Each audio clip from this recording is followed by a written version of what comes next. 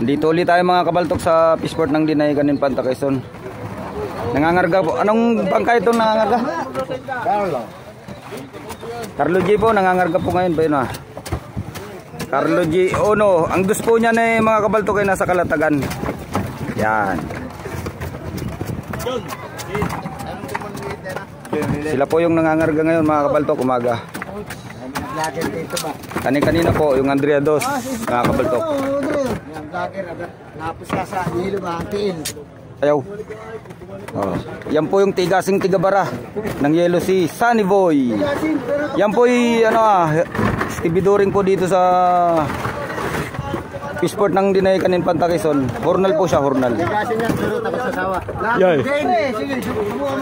Sige mga kabaltok, hanggang dito na lang po muna tayo. Abangan nyo po ang aming mga susunod na video. Huwag pong kalimutang mag-like, share, and follow. Salamat.